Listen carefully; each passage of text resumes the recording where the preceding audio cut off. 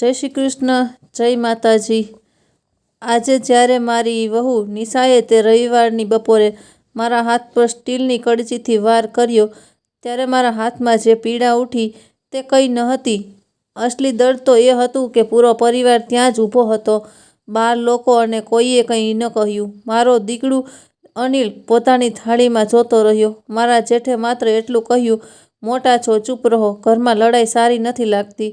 મારું નામ જયા મહેતા છે, ઉંમર 64 વર્ષ, અને આ મારી વાર્તા છે કે કેવી રીતે એક કડછીના વારે મારી જિંદગી બદલી લીધી।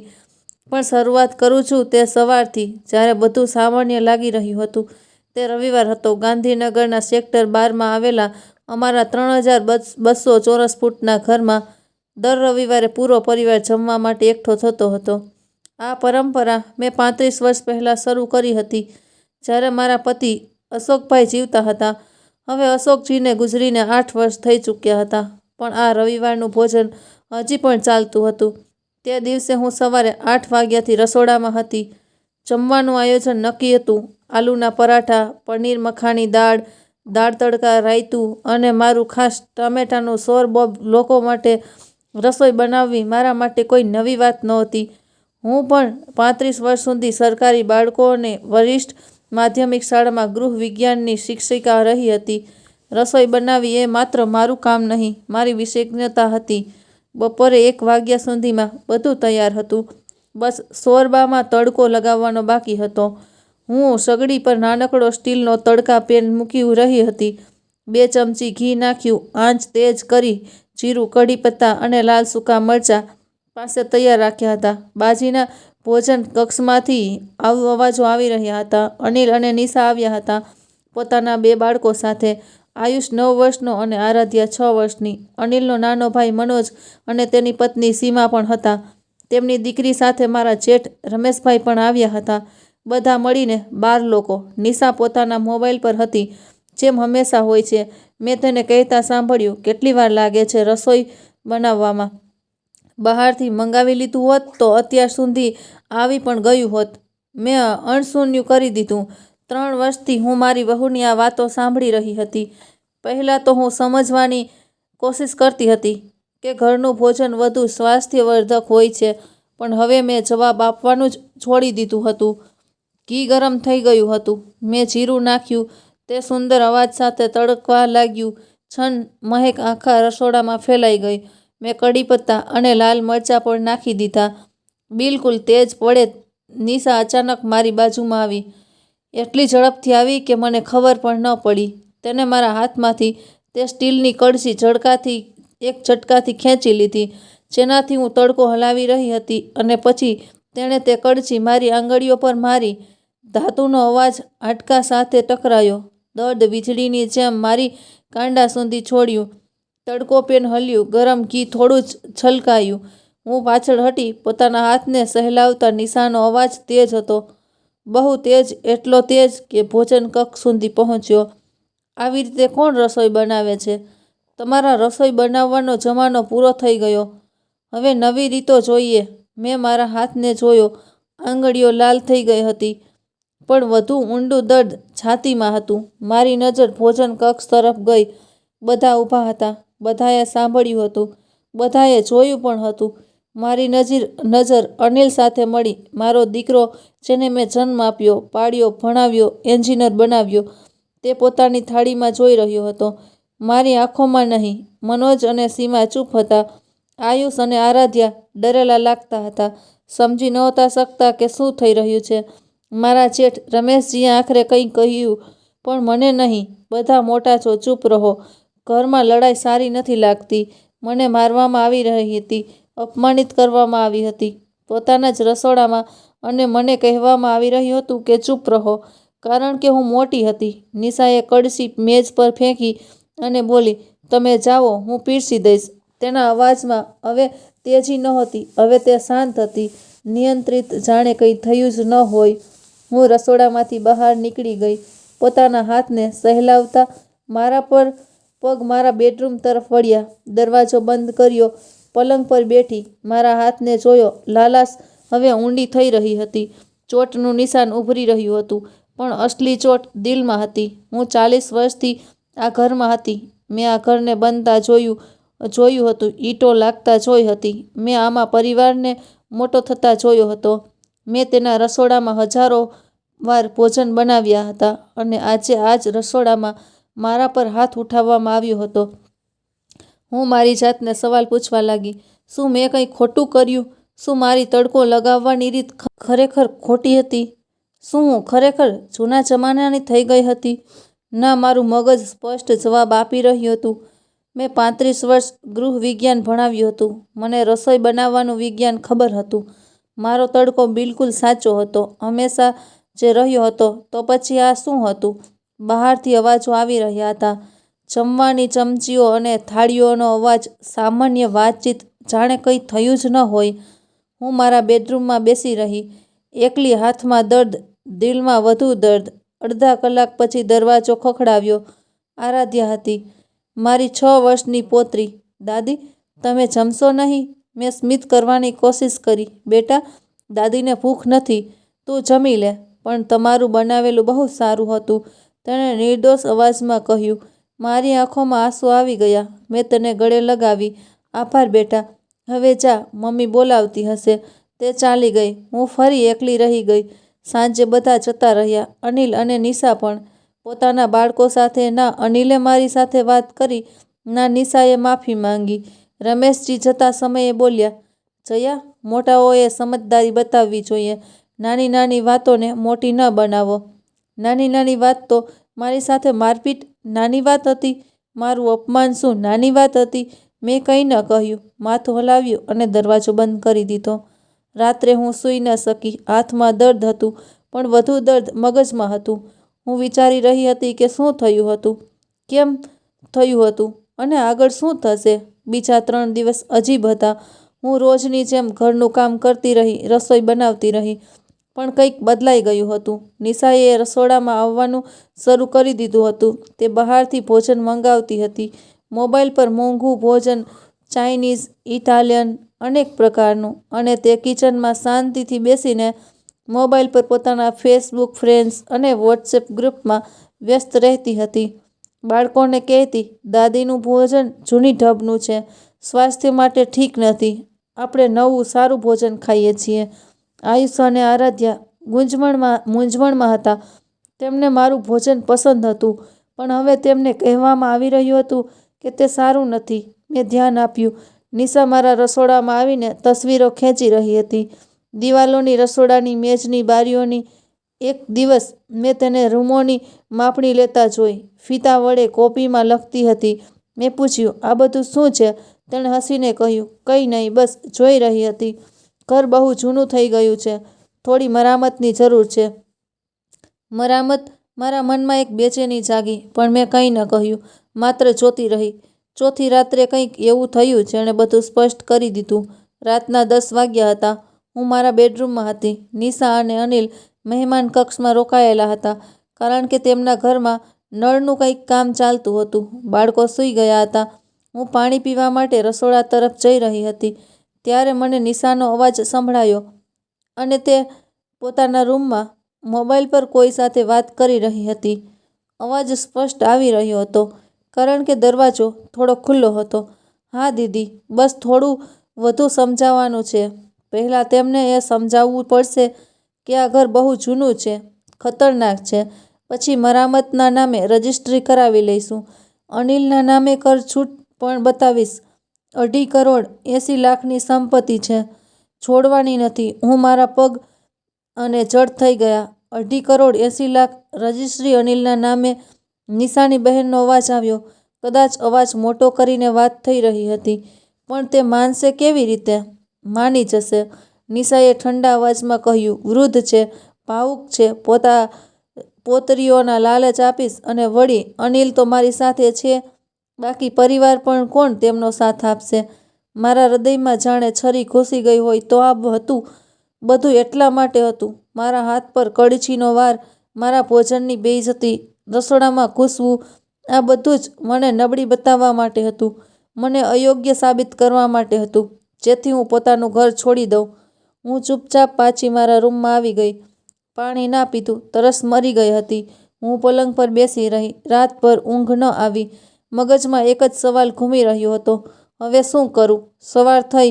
હું રોજની જેમ ઉઠી, ચા બનાવી, નાસ્તો બનાવ્યો, પણ મારા અંદર કંઈક બદલાઈ ગયું હતું. હવે હું માત્ર જયા ન હતી જે ચૂપચાપ બધું સહન કરતી હતી. હવે હું જયા હતી જે સમજી ગઈ હતી કે રમત શું છે, અને હવે મારે પોતાનો બચાવ કરવાનો હતો. તે શનિવારની સાંજ હતી જ્યારે નિશાએ પરિવારની બેઠક બોલાવી. તેણે બધાને મોબાઈલ પર સંદેશ મોકલ્યો હતો, જરૂરી પારિવારિક ચર્ચા, શનિવાર સાંજે 5 વાગ્યે, બધા આવજો. મને કોઈ વિષય નહોતો જણાવ્યો, બસ કહેવામાં આવ્યું હતું કે મારે પણ ત્યાં રહેવાનું છે. હું સમજી ગઈ કે આ તે જ ક્ષણ છે જ્યારે અસલી માંગ આવશે. શનિવારે 5 વાગ્યે બધા એકઠા થયા. બેઠક કક્ષમાં નિશાએ પોતાનો લેપટોપ ખોલ્યો ને ટીવી ચાલી જોડ્યું. તેની પાસે એક પ્રસ્તુતિ એટલે કે પ્રેઝન્ટેશન હતું. પહેલી સ્લાઇડ પર લખ્યું હતું, આધુનિક સંયુક્ત પરિવાર યોજના. મારું દિલ તેજ ધડકવા લાગ્યું, પણ મેં મારો ચહેરો શાંત રાખ્યો. નિશાએ શરૂ કર્યું વ્યાવસાયિક લહેજામાં, જેમ કોઈ વ્યાપારીની બેઠક હોય. બધાનો આભાર આવવા માટે. આજે હું કેટલીક મહત્વપૂર્ણ વાતો જણાવવા માંગુ છું જે આપણા પરિવારના ભવિષ્ય માટે જરૂરી છે. તેણે સ્લાઇડ્સ બદલી. ચિત્રો હતા, આંકડા હતા, જગ્યાનો યોગ્ય ઉપયોગ, સંપત્તિ હસ્તાંતરણની કર લાભ, વડીલો માટે સંપદા યોજના જેવા શીર્ષકો હતા. હું ચૂપચાપ સાંભળી રહી હતી. અનિલ મારી તરફ જોઈ નહોતો રહ્યો. મનોજ અને સીમા અસ્વસ્થ લાગતા હતા, પણ ચૂપ હતા. રમેશજી ધ્યાનથી સાંભળી રહ્યા હતા. નિશા એક સ્લાઇડ પર આવીને અટકી. આના પર લખ્યું હતું, સંપત્તિ હસ્તાંતરણ, કાનૂની અને આર્થિક લાભ જુઓ. તેણે સમજાવ્યું કે ધન સલાહકાર આ સૂચન આપે છે કે વડીલોએ સંપત્તિ પોતાના બાળકોના નામે આપી દેવી જોઈએ. આનાથી કર છૂટ મળે છે, ભવિષ્યમાં કાનૂની ગૂંચવણો નથી થતી અને સંપદા યોજના સ્પષ્ટ થઈ જાય છે. તેણે મારી તરફ જોયું, હસી રહી હતી. મમ્મીજી, તમે તો ભણેલા છો, તમે સમજો છો ને કે આ બધું વ્યવહારિક છે. મેં કંઈ ન કહ્યું, માત્ર તેની આંખોમાં જોયું. તે થોડી અસ્વસ્થ થઈ. મારી ચૂપકીદી પણ ચાલુ રાખ્યું. આજે બધું તૈયાર કરી લીધું છે, આ જુઓ. તેણે એક ફાઇલ કાઢી. કાગળો હતા, તેમાં દાનપત્ર તૈયાર છે, બસ તમારા હસ્તાક્ષર જોઈએ. આવતા શુક્રવારે બેંકમાં સમય નક્કી છે આ ઔપચારિકતાઓ પૂરી કરવા માટે. બહુ સરળ પ્રક્રિયા છે. તેણે કાગળો મારી સામે મૂકી દીધા.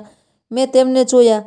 કાળા અક્ષરોમાં લખ્યું હતું, શ્રીમતી જયા મહેતાજી, શ્રી અનિલ મહેતાને સંપત્તિ હસ્તાંતરણ માટે દાનપત્ર. મારું ઘર જે મેં અને અશોકભાઈએ મળીને બનાવ્યું હતું, જેમાં મારી 40 વર્ષની યાદો હતી, જેમાં મેં મારા બાળકોને પાળ્યા હતા. તે ઘર જેનું રજિસ્ટ્રેશન હંમેશા મારા નામ પર હતું.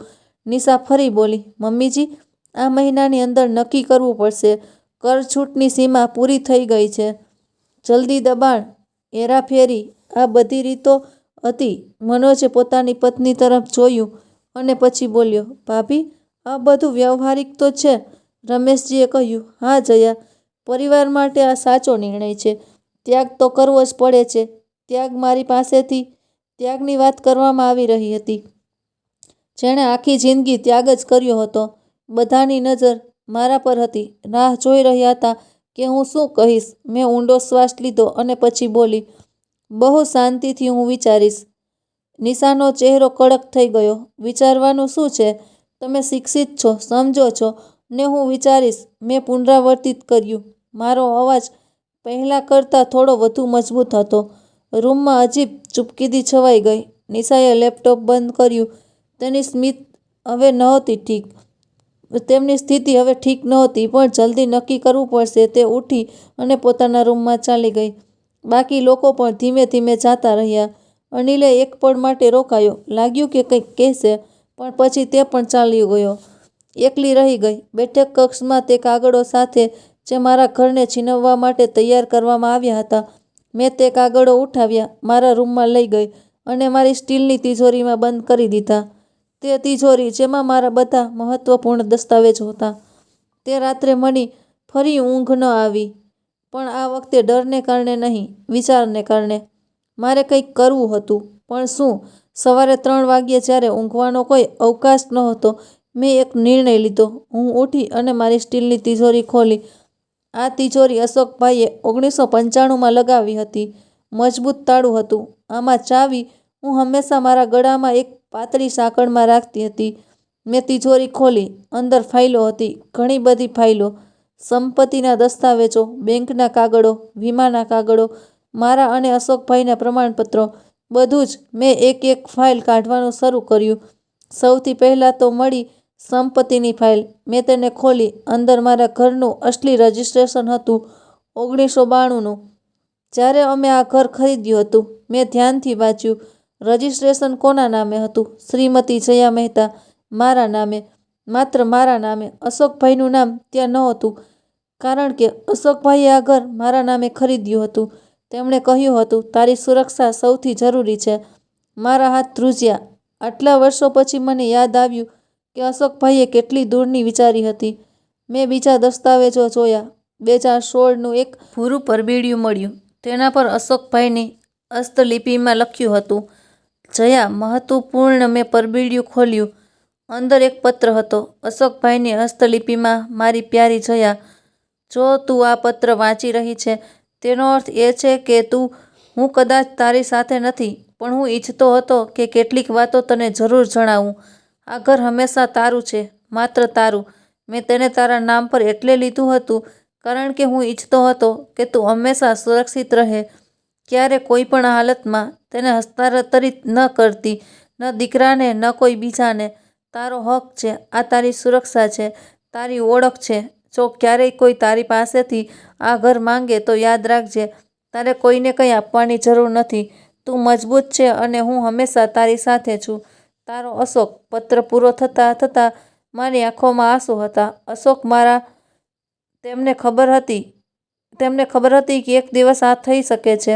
મેં પત્રને છાતીએ લગાડ્યો, રડી, પણ હવે આ નબળાઈના આંસુ ન હતા, આ તાકાતના આંસુ હતા. મેં વધુ દસ્તાવેજો તપાસ્યા. એક વધુ પરબીડિયું મળ્યું. આમાં અશોકભાઈનું વસિયતનામું હતું, 2016માં બનાવેલું, યોગ્ય રીતે, નોટરીની મોહર લાગેલી. મેં વસિયતનામું વાક્ય સાફ લખ્યું હતું, સેક્ટર 12, ગાંધીનગરની સંપત્તિ શ્રીમતી જયા મહેતાજી, આજીવન ધરોહર છે. આ સંપત્તિ તેમના સ્વાભાવિક મૃત્યુ પછી જ તેમની ઈચ્છા અનુસાર વિભાજિત થશે. કોઈને પણ તેને તેમની પાસેથી લેવાનું કે હસ્તાંતરિત કરવાનો કોઈ અધિકાર નથી. મારી પાસે કાનૂની સુરક્ષા હતી. અશોકભાઈએ મને હર રીતે સુરક્ષિત કરી હતી. મેં બેંકની ફાઇલો પણ તપાસી. એક સાવધિ જમાની વિગતો મળી જે મને યાદ જ નહોતી. 1 લાખ રૂપિયાની સાવધિ જમા અશોકભાઈના જીવન વીમાના પૈસાથી બનાવવામાં આવી હતી. 2017માં મને લાગ્યું હતું કે મેં બધા પૈસા બાળકોને આપી દીધા હતા, પણ આ જમા બચી ગઈ હતી. અને મારી પેન્શન, દર મહિને 32 રૂપિયા સરકારી પેન્શન, જે જીવનભર મળતી રહેશે. હું આર્થિક રીતે આશ્રિત ન હતી. મારી પાસે પોતાનું ઘર હતું, પોતાની બચત હતી, પોતાની આવક હતી. તો પછી હું ડરી કેમ રહી હતી? સવારની પહેલી રોશની આવવા લાગી હતી.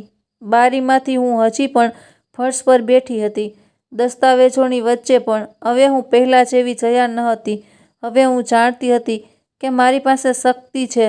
હવે મારે બસ એ સમજવું હતું કે આ શક્તિનો ઉપયોગ કેવી રીતે કરવો. મેં બધા દસ્તાવેજો સાવધાનીથી પાછા ફાઇલમાં મૂક્યા. મારા મોબાઈલથી દરેક દસ્તાવેજો, દરેક પાનાની તસવીરો ખેંચી. મારા પૌત્ર આયુષે મને શીખવ્યું હતું કે મહત્વપૂર્ણ વસ્તુઓની સુરક્ષિત નકલ કેવી રીતે રાખવી જોઈએ. પછી મેં ફાઇલો પાછી તિજોરીમાં મૂકી અને તાળું લગાવી દીધું. સવારની ચા બનાવવાનો સમય થઈ ગયો હતો. હું રસોડામાં ગઈ, પણ મારા પગલાંમાં હવે એક નવો આત્મવિશ્વાસ હતો. બીજા 2 દિવસ મેં ચૂપચાપ નિરીક્ષણ કરવાનું ચાલુ રાખ્યું. નિશાનું વર્તન વધુ આક્રમક થઈ ગયું હતું. તે વારંવાર સંપત્તિ હસ્તાંતરણની વાત કરતી. મમ્મીજી, નક્કી કરી લો, સમય જઈ રહ્યો છે. હું દર વખતે એ જ કહેતી, વિચારી રહી છું. મંગળવારે મેં એક મહત્વપૂર્ણ પગલું ભર્યું. મેં મારી જૂની સહધર્મી શ્રીમતી તનેજાને ફોન કર્યો. તે નિવૃત્ત પ્રિન્સિપાલ હતી, મારી ઉંમરની અને બહુ સમજદાર. જયા, કેટલા દિવસ પછી વાત કરી. તે ખુશ હતી મારો અવાજ સાંભળીને. અમે થોડી સામાન્ય વાતો કરી. પછી મેં ધીમેથી મારી સમસ્યા જણાવી. બધું, રસોડાની ઘટના, સંપત્તિની માંગ, બધું. શ્રીમતી તનેજા ચૂપચાપ સાંભળતી રહી. જ્યારે મારી વાતો સમાપ્ત થઈ તો થોડી ક્ષણ માટે મૌન રહ્યું. પછી તે બોલી, જયા, તારે એક વકીલને મળવું જોઈએ, હમણાં, આજે જ. વકીલ? હું થોડી હચકાઈ. પણ આ તો પારિવારિક મામલો છે. આ પારિવારિક મામલો નથી, જયા. આ સંપત્તિ ધરપકડ કરવાનો પ્રયાસ છે. વડીલો સાથે દુર્વ્યવહાર છે. તને કાનૂની સલાહ જોઈએ. શ્રીમતી તનેજાનો અવાજ કઠોર હતો. હું તને એડવોકેટ ઈશિતા શેઠનો નંબર આપીશ. તે બહુ સારી છે. સંપત્તિના મામલામાં વિશેષજ્ઞ છે અને જે સાચું છે તેના માટે લડે છે. તેમણે મને નંબર મોકલ્યો અને કાલે સવારે જ વાત કરી દેજે. અને જયા, ડરતી નહીં. તે કંઈ ખોટું નથી કર્યું. તું માત્ર પોતાનો બચાવ કરી રહી છે. વાત મૂક્યા પછી મેં એડવોકેટ ઈશિતા શેઠનો નંબર જોયો. મારી આંગળી અચકાઈ રહી હતી. વકીલ, આ એક મોટું પગલું હતું. એકવાર વકીલ સામેલ થઈ ગયા તો મતલબ આ લડાઈ સત્તાવાર રીતે શરૂ થઈ જશે. પણ શું મારી પાસે વિકલ્પ હતો? મેં નંબર સેવ કર્યો. કાલે સવારે વાત કરીશ. તે રાત્રે જમવાના મેજ પર નિશાએ ફરી વાત છેડી. મમ્મીજી, તમે વિચારી લીધું? શુક્રવારે બેંક જવાનું છે, મેં ચોખા પીરસતા કહ્યું. હજી વિચારી રહી છું. કેટલું વિચારશો? અચાનક તેનો અવાજ તેજ થઈ ગયો. આટલો સાધારણ મામલો છે. બસ એક હસ્તાક્ષરની વાત છે. નિશા અનિલે શાંત કરવાની કોશિશ કરી. શું નિશા, હું ખોટું કહી રહી છું? તે અનિલ પર ભડકી. પછી મારી તરફ ફરી. તમે જાણો છો ને કે આ ઉંમરે સંપત્તિ પોતાના નામે રાખવી કેટલું જોખમી છે. કાલે કંઈ થઈ ગયું તો કંઈ નહીં થાય, મેં શાંતિથી કહ્યું. તમે કેવી રીતે કહી શકો છો? સ્વાસ્થ્ય સમસ્યાઓ થઈ શકે, યાદશક્તિની પરેશાની થઈ શકે છે. પહેલાંથી તો રસોઈ બનાવવામાં વસ્તુઓ ભૂલી જાઓ છો. આ એક જાણી જોઈને કરેલો હુમલો હતો. મને અક્ષમ બતાવો. મેં મારી થાળીમાં જોયું. જવાબ ન આપ્યો. જુઓ ને, હજી પણ કંઈ નથી કહેતા. વાતચીત જ નથી. આજ તો મુશ્કેલ છે, નિશાએ અનિલને કહ્યું. અનિલ ચૂપ રહ્યો. હંમેશની જેમ જમવાનું પૂરું થયું. હું વાસણ સાફ કરવા લાગી. નિશા પોતાના રૂમમાં ચાલી ગઈ. હું રસોડામાં એકલી હતી, હાથ ધોઈ રહી હતી અને મનમાં વિચારી રહી હતી. કાલે હું વકીલ સાથે વાત કરીશ. કાલે મારી લડાઈ સત્તાવાર રીતે શરૂ થશે. પણ હું તૈયાર હતી. બીજી સવારે 11 વાગ્યે મેં એડવોકેટ ઈશિતા શેઠને મોબાઈલ કર્યો. મોબાઈલ 3 વાર રણક્યો. પછી એક સ્પષ્ટ વ્યવસાયિક અવાજ આવ્યો. એડવોકેટ ઈશિતા શેઠ બોલી રહી છું. નમસ્તે, હું જયા મહેતા બોલી રહી છું. શ્રીમતી તનેજાએ તમારો નંબર આપ્યો. અરે હા, શ્રીમતી તનેજાએ જણાવ્યું હતું કે તમે ક્યારે આવી શકો છો. ઓફિસ આજે બપોરના 3 વાગ્યે અનુકૂળ છે. જી હા, બિલકુલ. સાચું સરનામું મેસેજ કરી રહી છું. દસ્તાવેજો સાથે લઈને આવજો, જે પણ સંપત્તિ સાથે જોડાયેલા હોય. વાત મૂક્યા પછી હું મારા રૂમમાં ગઈ. એક કપડાની મોટી થેલી કાઢી. તેમાં બધી ફાઇલો નાખી દીધી. સંપત્તિના કાગળો, અશોકભાઈનું વસિયતનામું અને પત્ર, બેંક વિગતો, સાઉદી જમાના કાગળો, બધું જ. નિશા અને અનિલ ઓફિસ ગયા હતા. બાળકો શાળામાં હતા. મેં ઘર બંધ કર્યું અને ઓટો રિક્ષા પકડી. સેક્ટર 22 માટે. એડવોકેટ ઈશિતા શેઠની ઓફિસ નાની હતી, પણ વ્યવસાયિક. કાચના દરવાજા પર સોનેરી અક્ષરોમાં લખ્યું હતું કે ઈશિતા શેઠ એડવોકેટ. સંપત્તિ અને પારિવારિક કાયદો. અંદર એક પ્રતીક્ષા કક્ષ હતો. 2 ખુરશીઓ, એક નાનકડો મેઝ, કબાટોમાં કાનૂની પુસ્તકો અને કારકુન હતો, જેણે મને બેસવા કહ્યું. 5 મિનિટ પછી અંદરના કક્ષનો દરવાજો ખુલ્યો. એક સ્ત્રી નીકળી. આશરે 48 વર્ષની, ટૂંકા વાળ, કોઈ શણગાર નહીં, સફેદ શર્ટ અને કાળા પેન્ટમાં, તીક્ષ્ણ આંખો જે તરત જ સ્થિતિનું આકલન કરતી હતી. શ્રીમતી મહેતા, કૃપા કરીને અંદર આવો. હું અંદર ગઈ. કક્ષ સાફ સુથરો હતો. એક મેચ, લેપટોપ પર ફાઇલોના કબાટો, દિવાલ પર કાયદાની ઉપાધિ અને પ્રમાણપત્રો. એડવોકેટ ઈશિતાએ મને સામેની ખુરશી પર બેસાડી. એક ગ્લાસ પાણી આપ્યું. પછી પોતાની ખુરશી પર બેસી ગઈ. જણાવો, શું સમસ્યા છે? મેં શરૂ કર્યું. રસોડાની ઘટનાથી, પરિવારની બેઠકથી, સંપત્તિ હસ્તાંતરણની માંગથી, બધું જ. મારો અવાજ એક જગ્યાએ કાંપ્યો જ્યારે મેં કળશીવાળી વાત ચડાવી. પણ મેં ચાલુ રાખ્યું. એડવોકેટ ઈશિતા ચૂપચાપ સાંભળતી રહી. વચ્ચે ટિપ્પણીઓ લખી રહી હતી. કોઈ અવરોધ નહીં, કોઈ નિર્ણય નહીં, માત્ર ધ્યાન. જ્યારે હું સમાપ્ત થઈ ત્યાં તેમણે કહ્યું, દસ્તાવેજો બતાવો. મેં મારી થેલી ખોલી, એક એક ફાઇલ કાઢી. એડવોકેટ ઈશિતાએ દરેક દસ્તાવેજ ધ્યાનથી વાંચ્યો. સંપત્તિના કાગળો, અશોકભાઈનો પત્ર, વસિયતનામું, બેંક વિગતો, બધું જ. 15 મિનિટ લાગી ગઈ. પછી તેમણે મારી તરફ જોયું. તેમની આંખોમાં એક સ્પષ્ટતા હતી. શ્રીમતી મહેતા, કાનૂની રીતે તમે સૌથી મજબૂત સ્થિતિમાં છો. આ સંપત્તિ તમારા નામે છે. 1992થી તમારા પતિનું વસિયતનામું સ્પષ્ટપણે તમારા માલિકી હકની રક્ષા કરે છે. તમે આર્થિક રીતે સ્વતંત્ર છો. કોઈ પણ તમને જબરદસ્તી સંપત્તિ હસ્તાંતરિત કરવા માટે બાંધ્ય કરી શકતું નથી. મારા હૃદયમાં જાણે કે કંઈક ખુલી ગયું હોય. અધિકારવાળી વ્યક્તિ મને જણાવી રહી હતી કે હું સાચી છું. એડવોકેટ ઈશિતાએ ચાલુ કર્યું. જો કોઈ તમને જબરદસ્તી કરે છે, ધમકીઓ આપે છે અથવા તમારા હસ્તાક્ષર જાલી બનાવવાની કોશિશ કરે છે, તો આ ગુનાહિત અપરાધ છે. ભારતીય દંડ સંહિતાની કલમ 420 એટલે કે ધરપકડ, કલમ 465 એટલે કે જાલસાજી અને કલમ 506 એટલે કે ગુનાહિત ધમકી. આ ઉપરાંત માતા-પિતા અને વરિષ્ઠ નાગરિકોનું ભરણ-પોષણ અને કલ્યાણ અધિનિયમ 2007 હેઠળ આ વડીલો સાથે દુર્વ્યવહાર પણ છે. તો હું શું કરી શકું? મેં પૂછ્યું. પહેલી વાત, તે દાનપત્ર જે તેમણે આપ્યું છે, ક્યારેય હસ્તાક્ષર ના કરશો. બીજી વાત, જે પણ વાતચીત થાય રેકોર્ડ કરો. મોબાઈલમાં રેકોર્ડિંગ એપ છે. મેં માથું હલાવ્યું. આયુષ્ય મને ભજન રેકોર્ડ કરવા માટે શીખવ્યું હતું. બિલકુલ સાચું.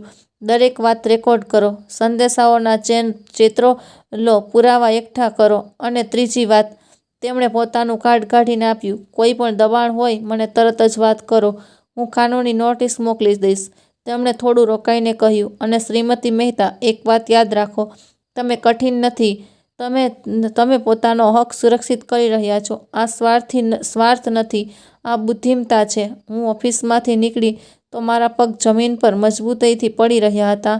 એડવોકેટ ઈશિતાના શબ્દો મારા મગજમાં ગૂંજી રહ્યા હતા.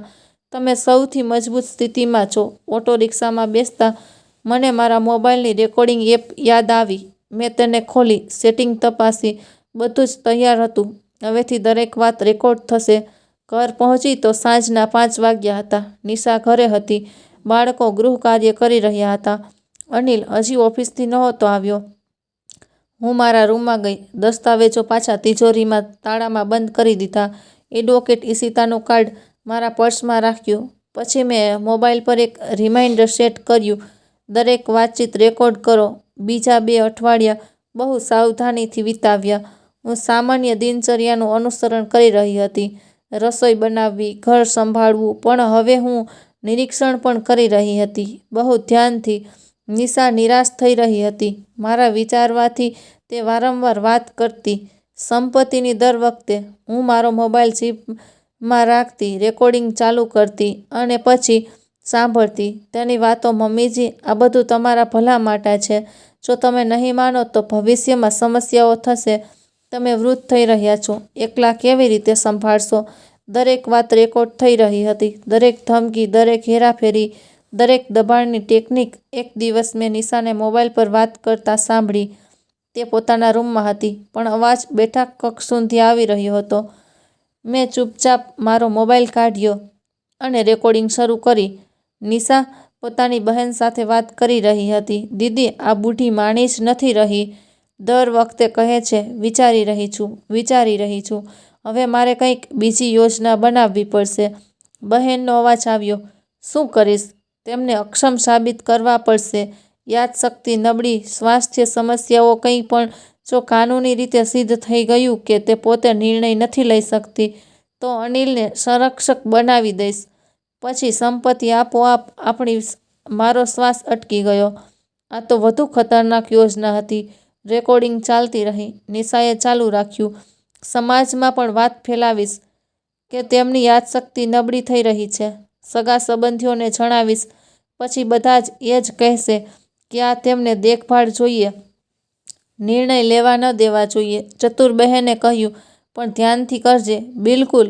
હું તો બસ પરિવારની ચિંતા કરી રહી છું. દેખભાળ કરનારી વહુ બની રહી છું.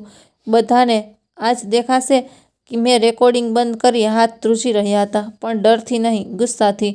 તો આ હતી તેની નવી યોજના, મને માનસિક રૂપે અક્ષમ બતાવવી, મારી વિવેકશીલતા પર સવાલ ઉઠાવવો. પણ હવે મારી પાસે પુરાવો હતો. તેની પોતાની જવાબમાં મેં તરત જ રેકોર્ડિંગ એડવોકેટ ઈશિતાને મેસેજ પર મોકલી. તેમણે ઉત્તર આપ્યો, આ બહુ મહત્વપૂર્ણ સાક્ષી છે. સુરક્ષિત કરીને રાખજો અને સાવધાનીથી જુઓ તેમને આગામી ચાલ. બીજા દિવસે નિશાએ પોતાની રણનીતિ લાગુ કરવાની શરૂઆત કરી દીધી. સમાજમાં શ્રીમતી કપૂર અમારા પાડોશી આવ્યા. નિશાએ તેમની સાથે વાતચીતમાં કહ્યું, આંટી, મને મમ્મીજીની બહુ ચિંતા છે. કાલે તેમણે ખાંડ દાળમાં નાખી દીધી અને પરમ દિવસે ભૂલી ગયા કે સગડી બંધ કરવી છે. બધું જૂઠ હતું, પણ શ્રીમતી કપૂરે ચિંતિત ભાવ બનાવી લીધો.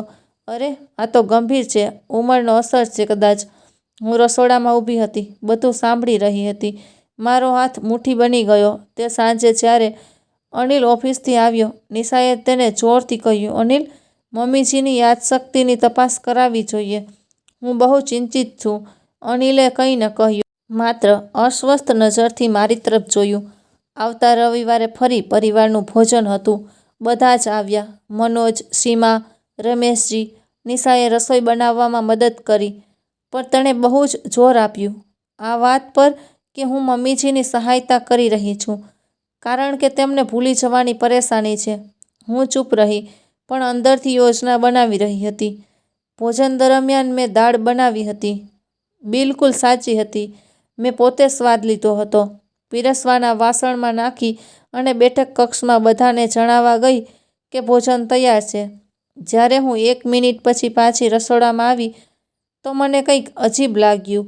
દાળનું વાસણ થોડું ખસી ગયું હતું. મેં કંઈ ન કહ્યું, બસ નિરીક્ષણ કર્યું. બધા ભોજનની મેજ પર હતા. મેં બધાને પીરસ્યું. દાળ, ચોખા, શાક, રોટલી, બધું જ. પહેલો કોળિયો લીધો બધાએ અને તરત જ પ્રતિક્રિયા આવી. ચહેરા બગડી ગયા. રમેશજીએ પાણી માટે હાથ લંબાવ્યો. મનોજે થાળી ધકેલી દીધી. દાળમાં મીઠું બહુ વધારે હતું, બિલકુલ ખાવા યોગ્ય નહીં. નિશા તરત ઊભી થઈ ગઈ. તેના અવાજમાં નકલી ચિંતા હતી, પણ સંતોષ છુપાયેલો નહોતો. જુઓ, હવે તો રસોઈ પણ ઠીકથી નથી બની શકતી. કાલે ખાંડ ખોટી જગ્યાએ નાખી, આજે આટલું મીઠું. આ સ્વાસ્થ્ય માટે ખતરો છે. તેણે પોતાનો મોબાઈલ કાઢ્યો, દાળની તસવીર ખેંચી. પુરાવો તો રાખવો પડશે ને, ડૉક્ટરને બતાવીશું. બધા મને જોઈ રહ્યા હતા, દયા સાથે, ચિંતા સાથે. હું ઊભી થઈ, બહુ શાંતિથી. મારા હાથ નહોતા કાપી રહ્યા. નિશા બેટા, મેં ધીમા અવાજમાં કહ્યું, મેં જે દાળ બનાવી તેનો સ્વાદ બિલકુલ સાચો હતો. મેં પોતે તપાસી પીરસતા પહેલાં.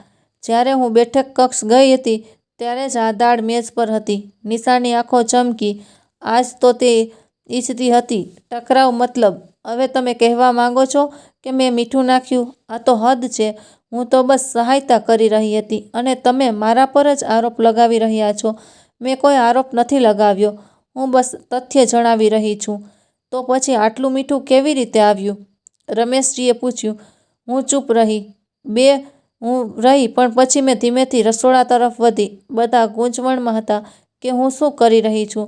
હું રસોડાના ખૂણામાં ગઈ. ત્યાં એક નાનકડો સજાવટી ઝરૂખાવાળો શેલ્ફ હતો. મેં તેની પાછળ હાથ નાખ્યો અને એક નાનકડો કેમેરો કાઢ્યો. નાનો પણ કામ કરતો. મેં આ કેમેરો ગયા અઠવાડિયે ઓનલાઈન મંગાવ્યો હતો. 4000 રૂપિયામાં. આયુષની મદદથી ગોઠવ્યો હતો. જ્યાં મેં બધા બહાર હતા, હું પાછી ભોજન કક્ષમાં આવી. કેમેરો મારા હાથમાં હતો. રૂમમાં સંપૂર્ણ મૌન થઈ ગયું. કેમેરામાં રસોડામાં. અનિલે ચોંકી ઉઠેલા સ્વરમાં પૂછ્યું. હા, મેં સરળતાથી કહ્યું. છેલ્લી વાર જ્યારે મારા પર કળજીથી વાર થયો હતો, તેના પછી મેં વિચાર્યું કે મારે પોતાની સુરક્ષા માટે કંઈક કરવું જોઈએ. નિશાનો ચહેરો એકદમ સફેદ થઈ ગયો. દ્રશ્ય ચિત્રમાં બધું દેખાશે. મેં કહ્યું કે મેં દાળમાં કેટલું મીઠું નાખ્યું અને પછી જ્યારે હું બેઠક કક્ષમાં ગઈ તો શું થયું. મેં મારો મોબાઈલ કાઢ્યો, કેમેરા સાથે જોડ્યો, દ્રશ્ય ચિત્ર ચલાવ્યું. પડદા પર સાફ દેખાઈ રહ્યું હતું કે હું દાળમાં સાચી માત્રામાં મીઠું નાખી રહી હતી, સ્વાદ કરી રહી હતી, સંતુષ્ટ થઈને વાસણમાં નાખી રહી હતી. પછી હું ફ્રેમમાંથી બહાર ગઈ. 30 સેકન્ડ પછી નિશા ફ્રેમમાં આવી. તેણે ચારે તરફ જોયું અને મીઠાનો ડબ્બો ઉઠાવ્યો અને દાળમાં 4-5 મોટા ચમચા મીઠું નાખી દીધું. વાસણને થોડું હલાવ્યું ભેળવવા માટે અને તરત જ રસોડામાંથી બહાર ચાલી ગઈ. દ્રશ્યચિત્ર અટકી ગયું. ભોજન કક્ષમાં સોય પડે તો પણ સંભળાય એવું મૌન હતું. નિશાના શ્વાસ તેજ ચાલી રહ્યા હતા. તેનો ચહેરો લાલ થઈ રહ્યો હતો. પકડાઈ ગઈ, સંપૂર્ણ રીતે પકડાઈ ગઈ. તે શબ્દો શોધી રહી હતી. આ ખોટું છે. તમે મારા પર જાસૂસી કરી રહ્યા છો. હું મારી રસોઈમાં કેમેરો લગાવી રહી છું, મારી સુરક્ષા માટે. મેં કોઈ જાસૂસી નહીં, બસ પોતાનો બચાવ. મનોજ સ્તબ્ધ લાગતો હતો. સીમાની આંખો મોટી થઈ ગઈ હતી. રમેશજી કંઈ બોલી નહોતા શકતા. અનિલે નિશાના તરફ જોયું. નિશા ત્યાં શું કર્યું? નિશા રડવાનું અભિનય કરવા લાગી. હું તો બસ વિચારી રહી હતી કે કદાચ વધુ મીઠું નાખવાથી મમ્મીજીને અહેસાસ થાય કે તેમને સહાયતા જોઈએ છે. સહાયતા? મારી પ્રતિષ્ઠા ખરાબ કરીને, મને અક્ષમ બતાવીને આ સહાયતા છે? ભાભી, મનોજે ખચકાતા કહ્યું. આ તો ઠીક નથી. નિશા હવે ખુલ્લમખુલ્લા રડી રહી હતી, પણ કોઈ તેને સાંત્વના નહોતું આપી રહ્યું. બધા સ્તબ્ધ હતા. હું પાછી મારા રૂમમાં ચાલી ગઈ. મારે વધુ કંઈ કહેવાની જરૂર ન હતી. પુરાવા પોતે બોલી ગયા હતા. તે રાત્રે બધા જતા રહ્યા. કોઈએ ભોજન ના ખાધું. નિશા પોતાના રૂમમાં બંધ થઈ ગઈ.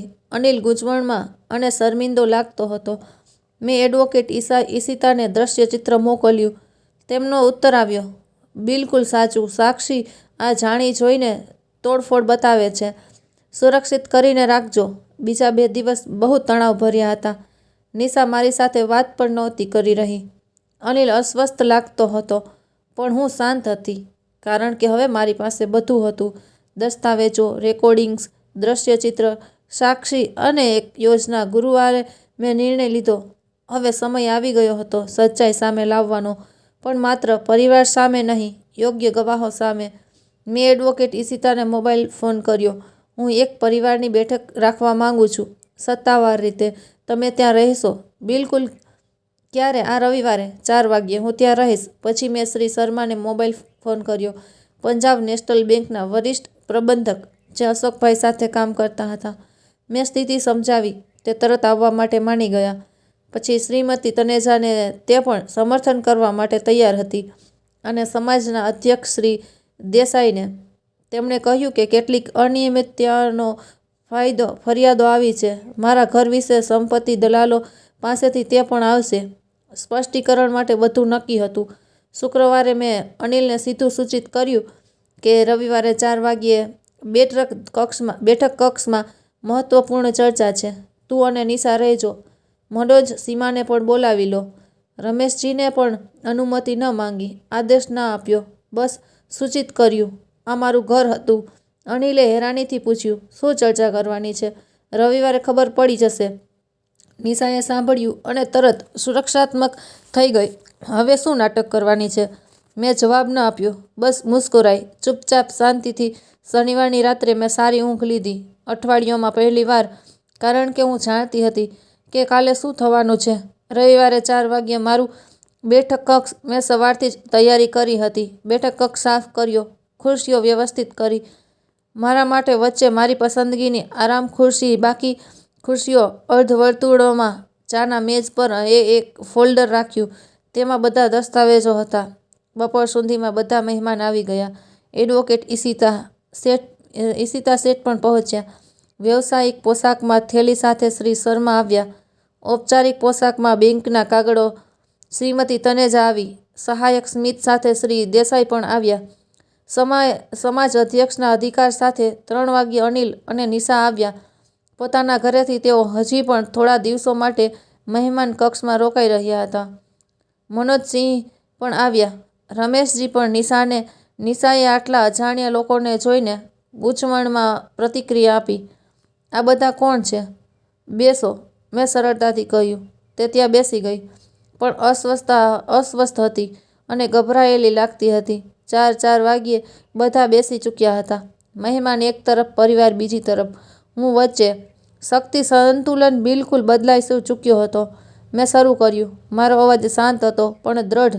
આજે મેં બધાને એટલે બોલાવ્યા છે કારણ કે સચ્ચાઈ સામે આવવી જોઈએ. ઘણા દિવસોથી જે થઈ રહ્યું છે તે છુપાવવા લાયક નથી.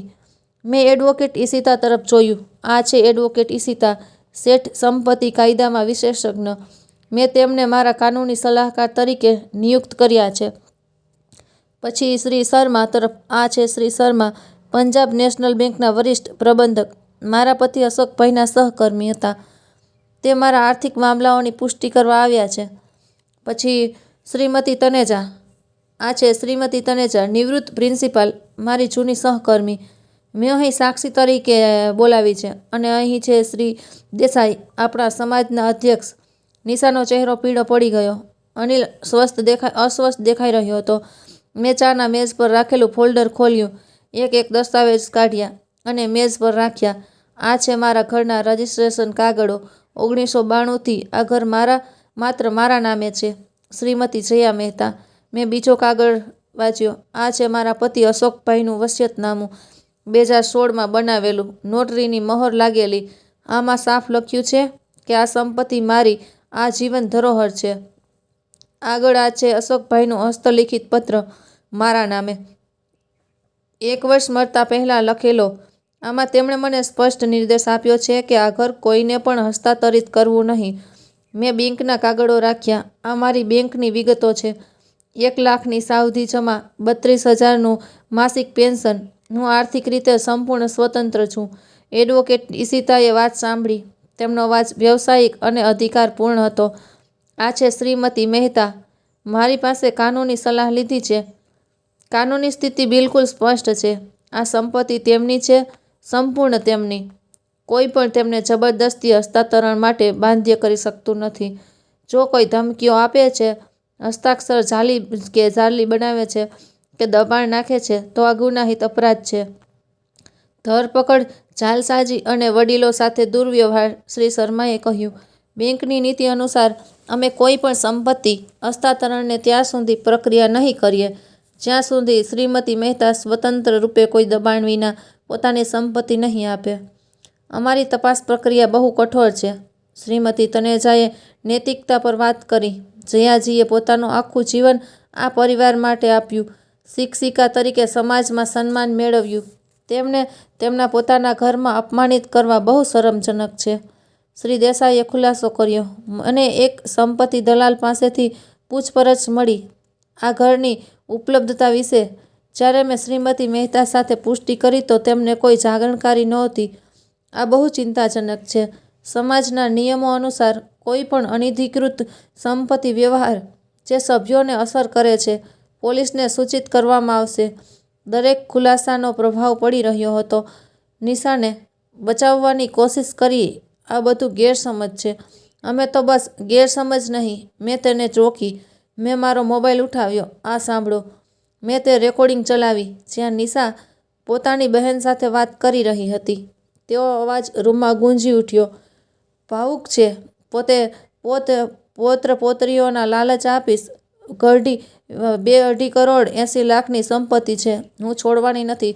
તેમને સમક્ષ સાબિત કરવા પડશે. યાદશક્તિ નબળી પડી ગઈ છે. અનિલને તે સંરક્ષક બનાવી દઈશું. રૂમમાં સન્નાટો છવાઈ ગયો. પછી મેં દ્રશ્યચિત્ર બતાવ્યું. નિશા દાળમાં જાણી જોઈને મીઠું નાખતી હતી. નિશાનો ચહેરો લાલ થઈ ગયો. તમને આ હક નથી મારા પર જાસૂસી કરવાનો, એડવોકેટ ઈશિતાએ કઠોરતાથી કહ્યું. શ્રીમતી મહેતાને પૂરો હક છે. પોતાના ઘરમાં સુરક્ષાના ઉપાય લેવાનો છે. તમે અહીં જોઈ રહ્યા છો તે સાક્ષી છે જાણી જોઈને કરેલી તોડફોડના, પ્રતિષ્ઠાના નુકસાનનું અને વડીલ દુર્વ્યવહારનું. આ બધું અપરાધ. તેમણે અનિલ તરફ જોયું. તમારા માતા આ ઘરના એકમાત્ર કાનૂની માલિક છે. તેમના હસ્તાક્ષર જાલી બનાવવાની કે તેમને માનસિક રૂપે અક્ષમ બતાવવાની કોઈ પણ કોશિશ ગંભીર ગુનાહિત પરિણામો લઈને આવશે. હું જો જરૂરી હોય તો પોલીસમાં ફરિયાદ દાખલ કરીશ, શ્રી શર્માએ કહ્યું. બેન કોઈ પણ શંકાસ્પદ લેણદેણની તપાસ કરશે. જો જબરદસ્તીનો કોઈ પુરાવો મળ્યો અને તરત અધિકારીઓને સૂચિત કરીશું. મનોજ સ્તબ્ધ લાગતો હતો. સીમા રડી રહી હતી. રમેશજીએ પોતાનું માથું નીચે નમાવી દીધું. નિશા રડવાની કોશિશ કરી હતી પણ તેના શબ્દો નહોતા નીકળી રહ્યા અને આખરે બોલ્યા. અવાજ કાંપતો હતો. મમ્મી, મને નહોતું ખબર કે આ બધું આટલું. મેં તેને રોક્યો. મારો અવાજ પહેલાં કરતાં વધુ કઠોર હતો. અનિલ, તને ખબર હતી.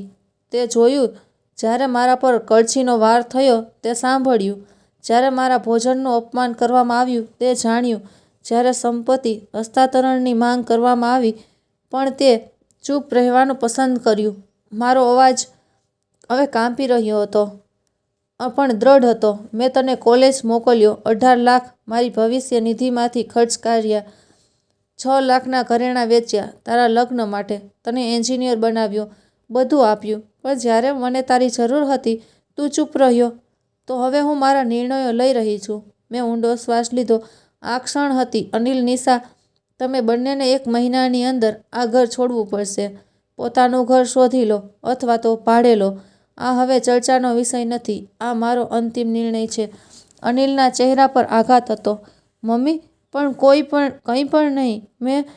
મને વિકલ્પો આપ્યા હતા. મારો હાથ આપવો અથવા ચૂપ રહેવું. તે ચૂપ રહેવાનું પસંદ કર્યું. હવે હું મારા વિકલ્પો પસંદ કરી રહી છું. મેં નિશા તરફ જોયું. તારું આ ઘરમાં બિલકુલ પણ સ્વાગત નથી. બાળકોને હું ક્યારે પણ જોઈ શકું છું, પણ તારી સાથે નહીં. મારા પૌત્ર પૌત્રીઓ આ રમતની સજા નહીં ભોગવે. એડવોકેટ ઈશિતાએ કહ્યું. આ સીમાઓ કાનૂની અને ભાવનાત્મક રીતે યોગ્ય છે. શ્રીમતી મહેતાને દુર્વ્યવહાર સહન કરવાની કોઈ બાધ્યતા નથી. મેં મનોજ તરફ જોયું. તે પણ ખોટું કર્યું. ચૂપ રહીને તને માફ કરી શકું છું, પણ વિશ્વાસ ફરીથી બનાવવો પડશે. રમેશજીએ કહ્યું. જયા, મેં ભૂલ કરી તને ચૂપ કરાવીને. મેં દુર્વ્યવહારને પ્રોત્સાહન આપ્યું. મારે માફી માંગવી જોઈએ. હું પાછી મારી ખુરશી પર બેસી ગઈ. આખો રૂમ મારી વાત સાંભળી રહ્યો હતો. આ ઘર મારું છે. મારા પતિએ મને આ સુરક્ષા આપી હતી. મેં મારી આખી જિંદગી આ પરિવાર માટે આપી. પણ હવે હું પોતાના માટે જ જીવી રહી છું. પોતાની શરતો પર, પોતાની ગરિમા સાથે. 30 દિવસ તેના પછી તમે બંનેને અહીંથી જવું પડશે. નિશા રડવા લાગી, પણ કોઈએ તેને સાંત્વના ન આપી. અનિલ સ્તબ્ધ બેસી રહ્યો. બેઠક સમાપ્ત થઈ. મહેમાન એક એક કરીને ગયા. એડવોકેટ ઈશિતાએ જતા સમયે કહ્યું. તમે બહુ સાહસ બતાવ્યું. હું હંમેશા ઉપલબ્ધ છું જો કોઈ પરેશાની હોય. શ્રી શર્માએ કહ્યું. બેંક તમારી સુરક્ષા સુનિશ્ચિત કરશે. શ્રીમતી તનેજાએ મને ગળે લગાવી. તે સાચું કર્યું. જ્યારે બધા જતા રહ્યા હું એકલી રહી ગઈ. મારા બેઠક કક્ષમાં, મારા ઘરમાં, મારી ખુરશી પર, થાકેલી પણ સ્વતંત્ર. બીજા 2 અઠવાડિયા ધીમે ધીમે વીત્યા. અનિલ અને નિશાએ ઘર શોધવાનું શરૂ કર્યું. તેમને સેક્ટર 34માં 2 બેડરૂમવાળું એક ભાડાનું મકાન મળ્યું. 18 દિવસ પછી તેઓ ચાલી ગયા, ચૂપચાપ, બહુ વાતચીત કર્યા વિના. મેં આયુષ અને આરાધ્યાને ગળે લગાવ્યા. દર રવિવારે આવજો. દાદી અહીં જ રહેશે. બાળકો રડ્યા, પણ મેં તેમને સમજાવ્યું કે આ એમની ભૂલ નથી. મનોજ અને સીમા વધુ વાર આવવા લાગ્યા, મદદ કરવા માટે, વિશ્વાસ ફરીથી બનાવવા માટે. રમેશજી એક દિવસ આવીને ઠીકથી માફી માંગી. મેં તેમને માફ કરી દીધા.